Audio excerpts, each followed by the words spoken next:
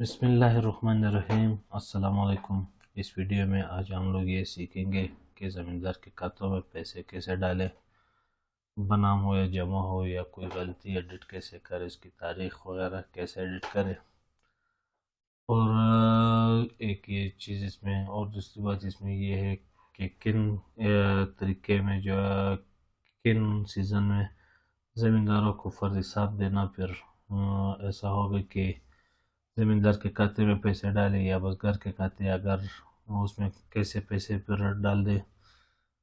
इसमें एक चीज़ ये वाज़ेह कर दूँ, अगर एक ज़मींदार को फ़र्ज़ हिसाब ये चाहिए होता है कि उसके तमाम बसगारों के पैसे एक ही खाते में आ जाए, मिसाल एक ही फ़र्ज़ हिसाब में आ जाए, तब तो हम लोग खाते में या ज़मींदार के खाते में पैसे डालते हैं।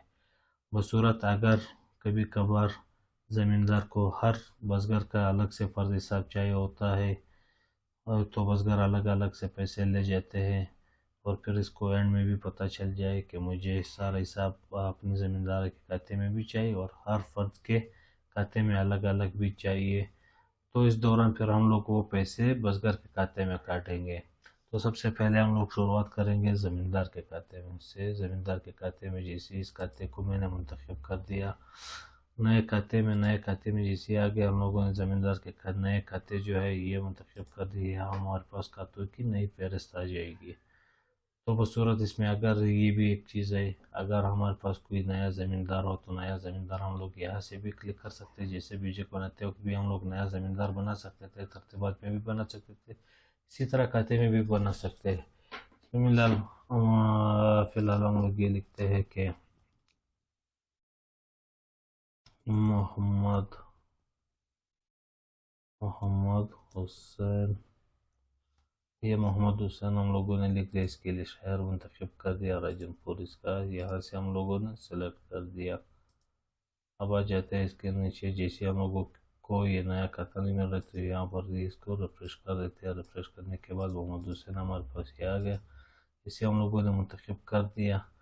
तो यहाँ पर बना के सेक्शन पर यहाँ कर्सर रुक गया, तो हम लोग लिखते हैं यहाँ पर कोई 40,000 पे 40,000 पे हमें ये उर्दू में भी बता रहे, तो इसको हम लोग कहते हैं कि बदस्तफर्द नकद दिए। सही, इसको हम लोगों ने यहाँ से महफूज कर दिया।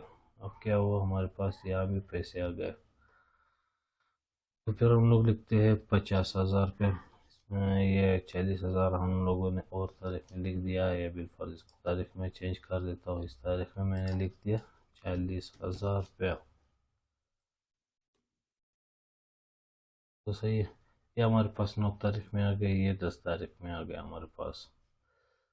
तो ये जिसे हम लोग देखेंगे तो इसमें फिर हम लोग ये चेक करेंगे मुख्तलिफ, यहाँ से इसको फिर दूसरा ज़मींदार मुंतखब कर देते हैं। इसको हम लोगों ने 60,000 पे दिया, 60,000 की हम लोगों ने खुद एक अलग से तफसील लिख दी, हम लोगों के पास अलग तफसील लग गई।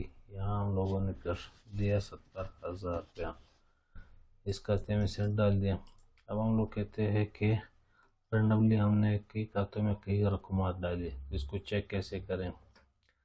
जो एक साथ हमें दिखाई, ये जो हमें ये बटन है, इस पर आज के ज़मींदारों को दी गई रकूमात, इस पर जैसे हम लोग क्लिक करेंगे तो क्लिक करने के फ़ौरन बाद हमें ये मिल जाता है कि छोटा सा एक कैश होता है, छोटा सा एक रोज़नामचा होता है, यहाँ पर सारे इकट्ठे हो जाते हैं कि किस किस को मैंने पैसे दिए। सही है, तो ये आसिफ के खाते में मैंने डाल दिया, अजीज साहब के खाते में डाल दिया, मोहम्मद हुसैन के खाते में, वगैरह वगैरह इस तरह के खातों में हम लोगों ने ये डाल दिया। आज के जो विजिट पैड हुए वो भी हमें यहाँ पर दिख रहा है, अगर इसको हम लोग डिलीट करना चाहे भी तो कर सकते हैं, नहीं तो इसको तरमीम भी कर सकते हैं। आज कई तारीखों में हम लोगों ने कई पैसे डाल दिए, इसको हम लोग दूसरे तारीख में भी चेक करते हैं। जो हम लोगों ने 9 तारीख में किया था इसको भी तलाश कर देंगे, तो 9 तारीख वाले टाइम भी हमारे पास आ गया। इसमें एक ही चीज़ देखना है, अगर हम लोग तारीख भूल गए हैं या जो बिलफर्ज तारीख मैंने लगाया था इस तारीख को मैंने तरमीम करना, जैसे मैंने तरमीम किया इसको मैं 10 तारीख पर भी रख सकता हूँ, इसको 10 मिनट पे मैंने रख दिया था, 10 तारीख है, इसको सेव कर दिया। और दूसरा जो ये मोहम्मद नबी को मैंने एक रकम दी, इसको भी तरमीम करने के बाद जो है इसको मैं 10 तारीख कर दूंगा। अगर हमसे गलती हुई थी तो इसको हमने 6 लाख लिखना था, यहाँ पर हम लोगों ने 60,000 लिख दी, इसको हम लोग 6 लाख की कर देते हैं यहाँ से। हम लोगों ने मुंतकिल कर दिया। अब इसमें से तीसरा तरमीम ये भी चेक करेंगे। तरमीम जैसे हम लोगों ने इसको तरमीम कर दिया, अब हम लोग इसको बना में लिखना, जमा में लिखना चाहते थे, हम लोगों ने बना में लिख दिया।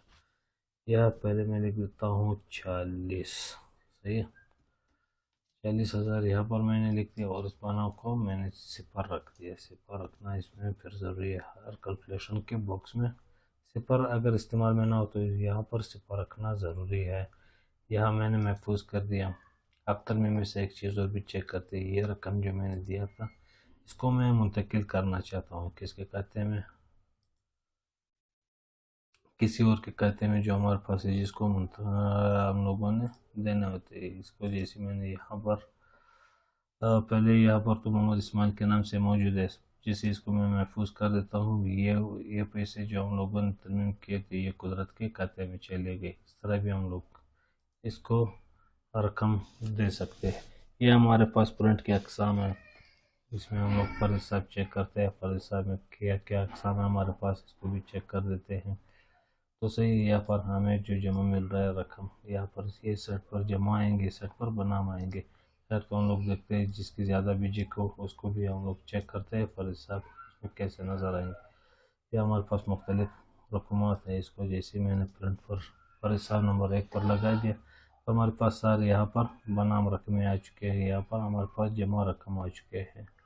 तो ये फर्ज हिसाब का एक तरीका ये है।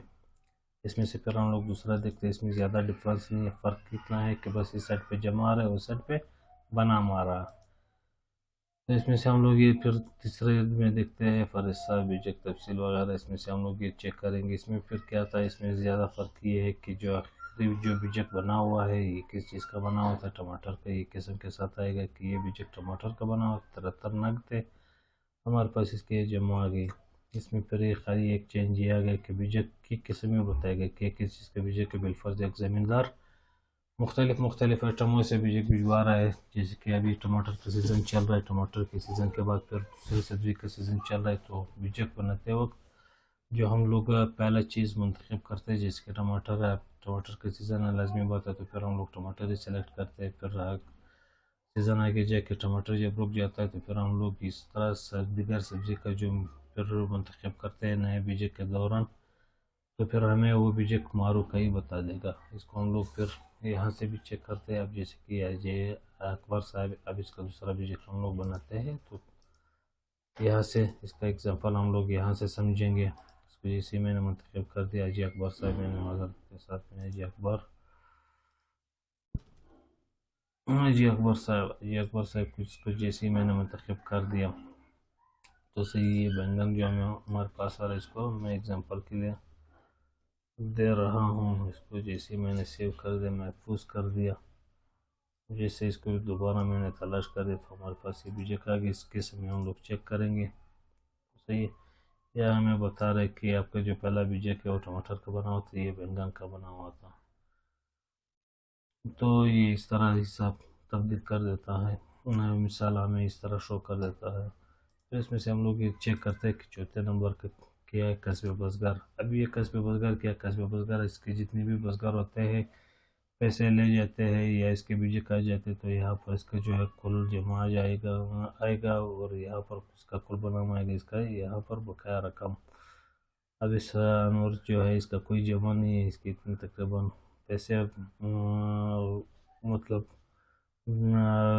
पैसे बनाम है, तो हमें यहाँ पर बनाम दे रहा है। अब इसका जितना मिसाल दाँत का है, दाँत का एक बीजक बना हुआ है, फिर वापस से पेड भी हो चुका है, तो यहाँ पर बीजक जो बना हुआ था यहाँ पर इसका पेड हो चुका है, तो यहाँ इसका रकम 0 आ रहा है। ये हमारे पास कैसे बसगार है, अब इसके जितने भी बसगार है तकरीबन 10 होंगे, 40 होंगे, 100 होंगे, जितने होंगे ये उसके एक बसगार का टोटल हमें बताया जाता है कि आपके फलां बसगार के इतने टोटल नग थे, इसका इतना बकाया रकम है, फला के इतने नग थे, इतना बकाया रकम वगैरह वगैरह यहाँ हमें कैसे बसगार के हिसाब से बताया जाएगा।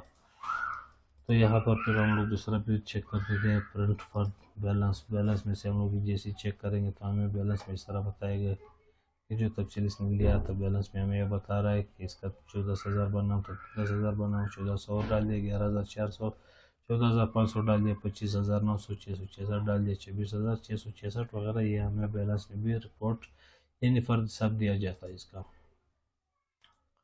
इसमें से फिर हम लोग ये देखते हैं फर हिसाब बड़ा। ये जो बड़ा किस्म है इसमें फिर ये है कि अल्फाज सिर्फ बड़े अल्फाज बड़े होने की सूरत में इसको अगर बिलफर्ज कभी एतराज़ हो कि इसके अल्फाज हमें नज़र नहीं आ रहे, ये A4 साइज़ के सारे जितने भी मैंने दिखाए सारे A4 साइज़ के हैं, अगर आप इसको A5 पर प्रिंट करोगे तो इसके अल्फाज फिर वो छोटे हो जाएंगे।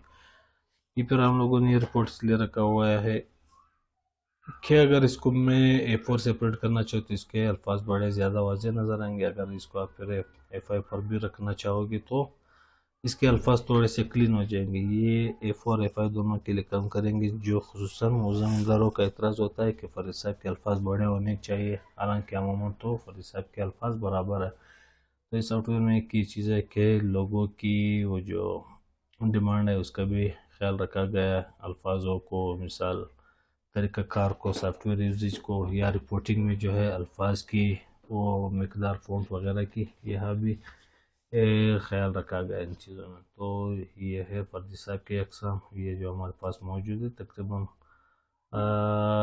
6 किस्म के फ़र्क हिसाब मौजूद है। ये ज़मींदारों के हिसाब से हम लोगों ने चेक किया। अब आ जाते हैं बसगर के खाते में। बसगर के खाते में बिलफर्ज अब एक ही ज़मींदार है तो ज़मींदार ये अब देखो जैसे कि बसगर लिखा है नहीं लिखा है तो ये उसी ज़मींदार का पर्सनल खाता होता है। अब जैसे कि मैं लिखता हूँ अकबर, अकबर जैसे मैंने लिख दिया, ये मिसाल में चेक करना चाहते हैं हाजी अकबर, हाजी अकबर का ये पर्सनल खाता है, ये उसके बसगर का खाता है। इसको जैसे मैंने मुंतखब कर दिया, अगर बसगर पैसे ले जाते हैं तो बसगर को हम लोग क्या करेंगे तो बसगर के हिसाब में लिख देंगे। अब जो पैसा मैंने यहाँ पर डाल दिया ये ज़मींदारों के खातों में भी आपको शो हो जाएंगे, लेकिन ये कि बसगर के अपने पर्सनल हिसाब में सिर्फ बसगर का वो हिसाब दिखाया जाएगा जो बसगर ले जाते हैं। तो सही, अभी याकूब को मैंने तकरीबन दिए पैसे।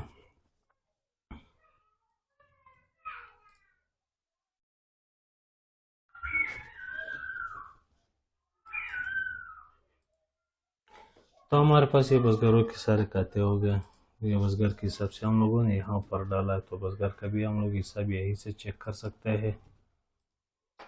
सही है, या इसको चेक कर सकते हैं कि आज वही रकम जो मैंने डाल दिया, तो यह हमें सारा बताया जा रहा है किस किस को दिया था। ये सोहेल अहमद के तकरीबन कितने बसगर हुए यहाँ पर सब मैंने डाल दिया, सब के खातों में पैसे मैंने डाल दिया।